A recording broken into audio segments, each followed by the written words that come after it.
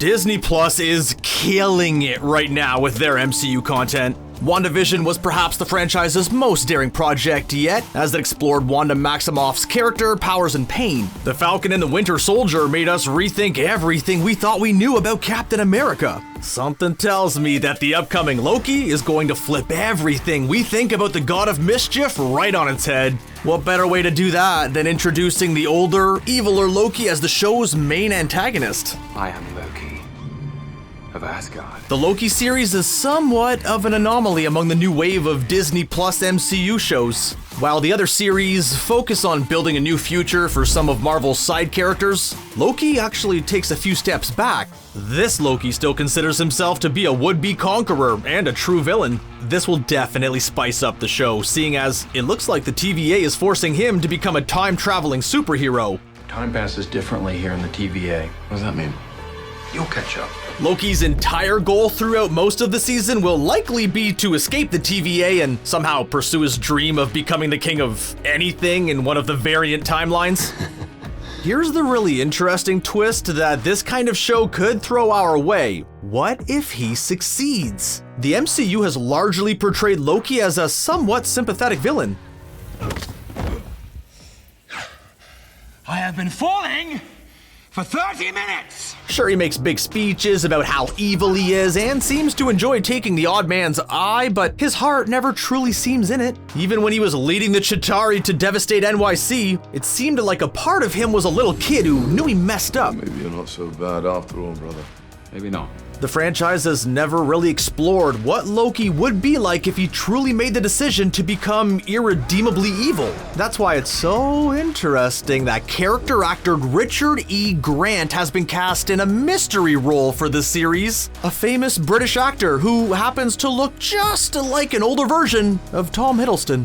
You might be unfamiliar with Richard E. Grant, but you probably recognize his face even when you can't quite put your finger on it. That's because he is a supremely talented character actor with a wide range who often falls into his roles entirely. He was the cold and cruel General Pride in Rise of Skywalker, got an Oscar nomination for his utterly charming take as Melissa McCarthy's partner in literary crime, Jack Hawk, for Can You Ever Forgive Me? This kind of skill set is very reminiscent of Tom Hiddleston's take on Loki. I assure you, brother, the sun will shine on us again.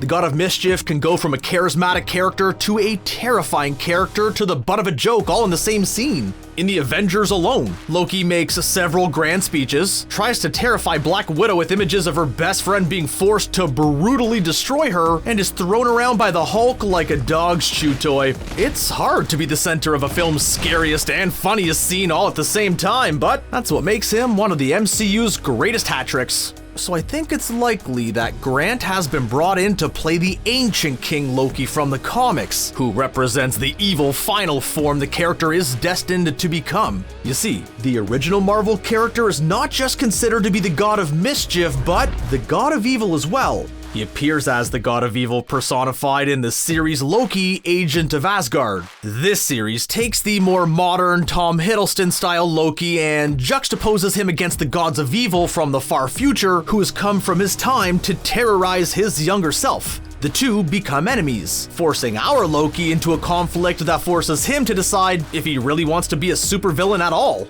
I don't know about you, but that sounds like the perfect thing to center a television show around. Can't see into the future, I'm not a witch.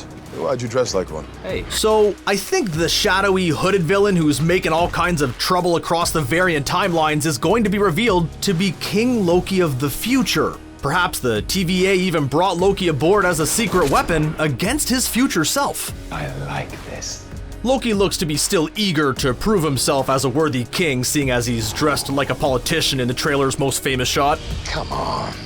This journey may very well lead to a standalone episode where Loki breaks free from his captors and succeeds in conquering one of the variant timelines. We could then be forced to watch in horror as our fun Loki fully embraces his dark side and slowly becomes the monster he's always claimed to be. What's worse is that the past Loki could even visit his own dark future and see the true scope of what his evil self has inflicted upon his world. Once Loki sees what kind of monster he would have to become to live up to all of his grand schemes, will he renounce this path altogether? What's more is it looks like there will be several other versions of Loki in the series. Rumor has it that the cunning Lady Loki and the heroic Kid Loki from the comics will both make appearances. It's possible that each variant timeline will feature a different version of himself who represents each path he could take. Will he become the god of evil like his father feared, or will he live up to his brother's hopes that one day he would truly become a hero?